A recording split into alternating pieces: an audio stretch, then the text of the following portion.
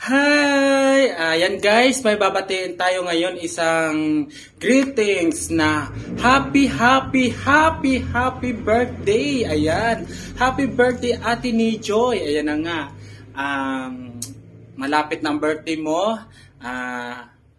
Ang wish ko lang sa'yo, good health, sana hindi ka magkasakit, saka sa pamilya mo. Lagi magdadasal kasi lagi malayo ka sa pamilya mo, wala mag-aalaga sa iyo pag nagkasakit ka. And thank you kasi